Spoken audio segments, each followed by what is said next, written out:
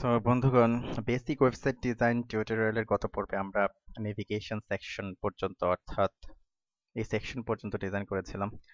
তো এটা অ্যাকচুয়ালি ছোট করে দেখাচ্ছে, বড় করে আরো বড় হবে এরকম, তো আমরা ছোট করেই রাখি, আপাতত এরকমই থাক। ওকে ফাইন, তো আমরা এখন এই সেকশনটা করব। তো এই সেকশনটার মধ্যে আমাদের যে এই যে সেকশন আছে এটা, তো একটা কাজ করি, সবচেয়ে ভালো হয় যে আমরা ফোটার সেকশনটা আগে করে নিই। তো ফোটার সেকশনটা আগে করে নিলে দেখতে একটা সুন্দর লাগবে। তো চলুন ফোটার সেকশনে যাই। ফোটার সেকশন, এই যে আমাদের ফোটার সেকশন। তো ফোটার সেকশনের মধ্যে একটা ব্যাকগ্রাউন্ড কালার আছে যেটা আমরা পিএক্সজি দিয়ে, এই যে পিএক্সজি দিয়ে কন্ট্রোল অল্টার সি দিয়ে কপি করলাম। তো এর আগে আমরা যে কাজটি করব সেটা হলো এটার হাইটটা আমরা নিয়ে নিই, সাপোজ 90 পিক্সেল।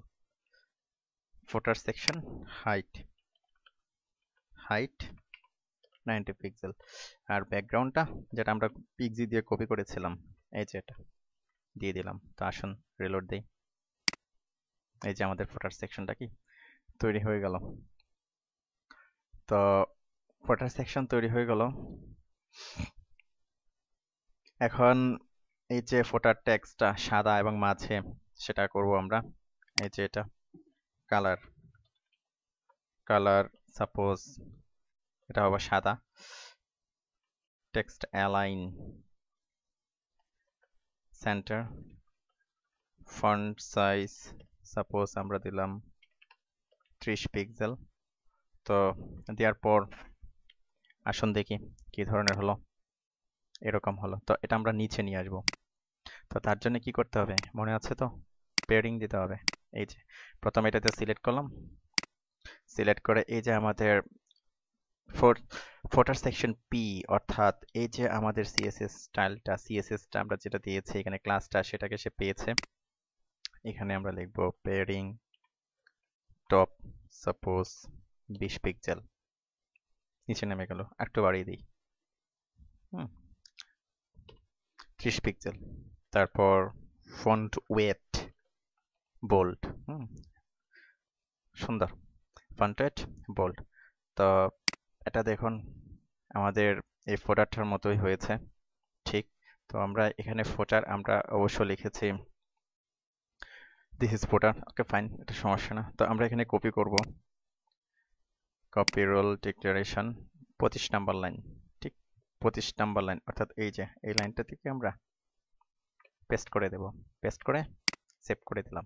ওকে, তো তারপর কি করলাম, রিলোড করলাম, কাজ করছে। Okay fine. তো এখন আমরা কি করব, আমরা এই যে মাঝের অংশটা, অর্থাৎ আমাদের এখানে যে দুইটা সেকশন আছে, এই দুইটা সেকশন নিয়ে আমরা কাজ করব। তো এর জন্য আমাদের যেটা করতে হবে, তো দেখুন এখানে আবার দুইটা সেকশন আছে, এর একটা ব্যাকগ্রাউন্ড আছে। তো আমরা মাঝের যে অপশনটা, অর্থাৎ মেইন যে অপশনটা, অর্থাৎ এই যে কন্টেন্ট সেকশন, এই কন্টেন্ট সেকশনের মধ্যে আবার দুটো সেকশন আছে, একটা হলো কি মেইন কন্টেন্ট, একটা হলো কি সাইড বার। তো ওকে ফাইন। তো আমরা আগে এই যে কন্টেন্ট সেকশন, অর্থাৎ এই পুরোটার মধ্যে একটা ব্যাকগ্রাউন্ড আছে, সেটা হলো কি সাদা। এই পুরোটার ব্যাকগ্রাউন্ডটা আমরা দিয়ে নিলাম। এটা কোনটা? এটা হলো কি কন্টেন্ট সেকশন, ব্যাকগ্রাউন্ড সাদা আমরা দিয়ে নিলাম। ওকে, তো ডিফল্ট যেহেতু সাদা থাকে যার কারণে দেখা যাচ্ছে না। তো এখন আমরা এই যে আমাদের মেইন কন্টেন্ট এবং সাইড বার দুটাকে আমরা আলাদা করব, অর্থাৎ দুটা ভাগ করব। তো তার জন্য যে কাজটি করতে হবে, এই যে ডিপটা, এই ডিপটার একটা ওয়েট দিতে হবে, যেমন এখান থেকে এই পর্যন্ত। তো আমরা ওয়েট দিয়ে নিই। সাপোজ প্রথমে এই যে আমরা মেইন কন্টেন্ট, এটা ওয়েট দিলাম, সাপোজ প্রথমে আমরা 500 দিয়ে নিই, পরে আমরা বাড়িয়ে দেব 500 পিক্সেল। আর সাইড বারের ওয়েট দিয়ে নিলাম। Okay fine. তো এখন দেখুন এটা হচ্ছে আপনার লেফট সাইডে, এটা হলো আপনার রাইট সাইডে। তো আমরা এখানে যে মেইন কন্টেন্ট, যেটা মেইন কন্টেন্ট, তো আমরা যদি আমাদের সাইটটাকে এখন রিলোড দিই, তো দেখবেন যে ওয়েট নিয়ে নিয়েছে কিন্তু দেখা যাচ্ছে না। তো দেখা যাওয়ার জন্য যে কাজটি করতে হবে, আমরা ব্যাকগ্রাউন্ডটা দিয়ে দেবো। এই যে মেইন কন্টেন্ট, অর্থাৎ প্রথম যেটা, অর্থাৎ এই যে মেইন কন্টেন্ট 500 পিক্সেল আমরা ওয়েট নিয়েছি, এটা আমরা ব্যাকগ্রাউন্ডের কি কালারটা দিয়ে নিলাম। এই কালারটা পিক্সি দিয়ে কপি করে, আবার এটার একটা ব্যাকগ্রাউন্ড কালার আছে, এটাও পিক্সি দিয়ে কপি করে আমরা সাইড বারের, অর্থাৎ এই যে এটা সাইড বারের কি আমরা ব্যাকগ্রাউন্ডটা দিয়ে নিলাম। এখন বিষয়টা ভালোভাবে বোঝা যাবে। রিলোড দিলাম, এই যে এখন কথা হলো এটা এই পাশে থাকবে, এটা ওই পাশে থাকবে। এটা আমরা কিভাবে করব? খুব সহজ। তো এটাকে আমরা, যেহেতু এটা বাম পাশে, এটাকে আমরা ফ্লোট লেফট করব, এটা যেহেতু ডান পাশে, এটাকে ফ্লোট রাইট করব। আচ্ছা, প্রথম হলো মেইন কন্টেন্ট, এটা হবে কি ফ্লোট লেফট। আবার সাইড বার হবে কি ফ্লোট রাইট। ওকে, এবার রিলোড দিই।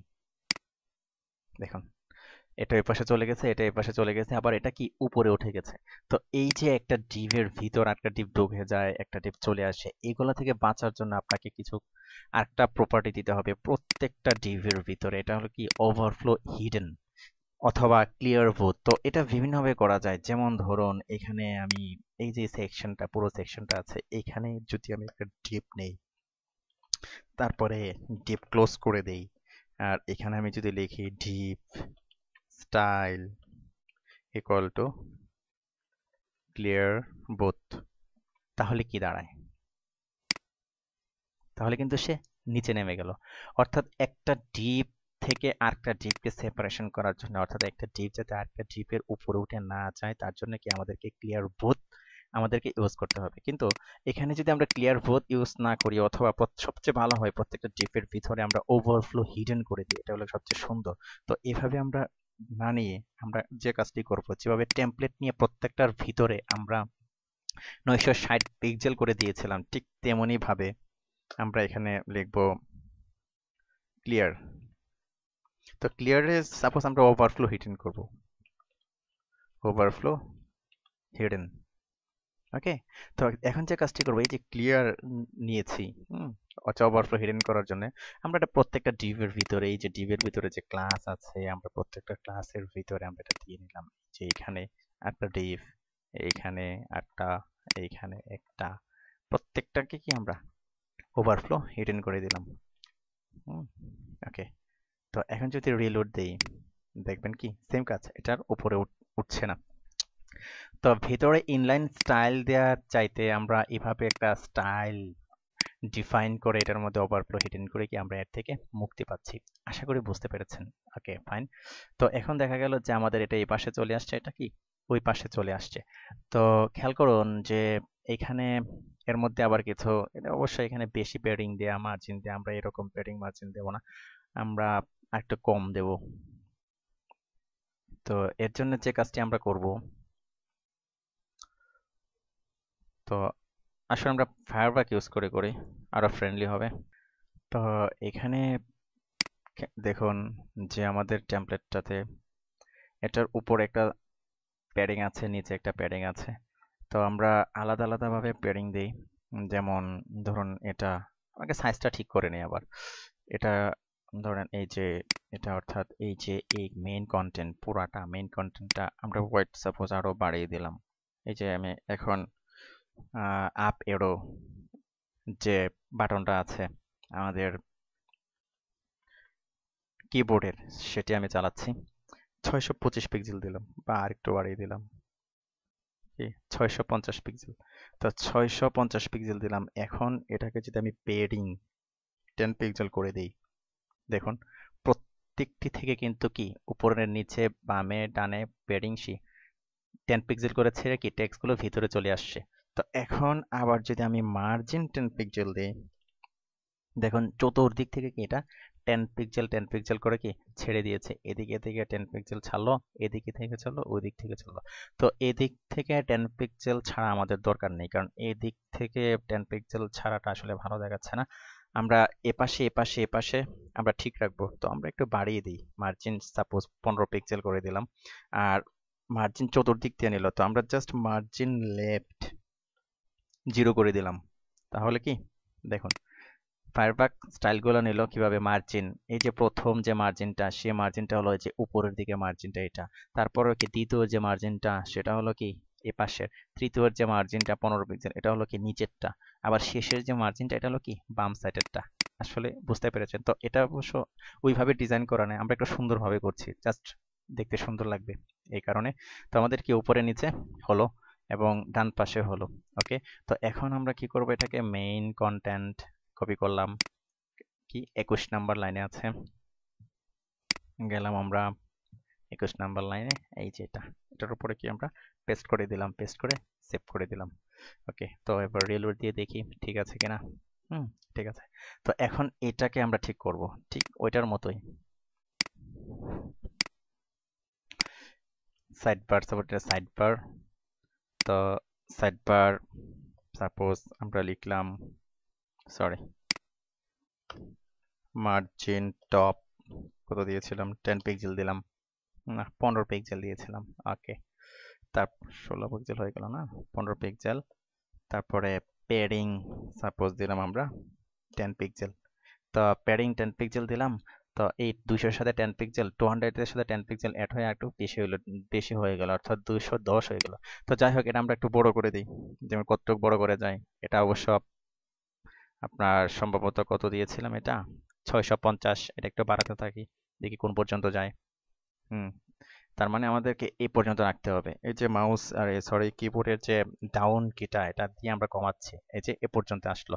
কারণ এখানে খেয়াল করুন, এটা এখানে আমরা যে এটার যে আমরা মার্জিনটা দিয়েছিলাম 10 পিক্সেল, উপরে 10 পিক্সেল, নিচে তারপর ডানে এই 10 পিক্সেল পর্যন্ত, এই পর্যন্ত সে ছাড়লো। ছাড়ার পর যতটুক থাকে ওটুক কি আমরা 255 পিক্সেল আমরা কি দিলাম, সাইড বারটা দিয়ে দিলাম। ওকে, সাইড বারটা কপি করলাম, কত নম্বর লাইনে, 29 নম্বর লাইনে, ঠিক 29, এই যে 29 সাইড বার দিয়ে দিলাম, সেভ দিলাম। তো এটা হলো কি জাস্ট লেআউটটা, জাস্ট সিম্পল লেআউটটা আমরা ডিজাইন করলাম।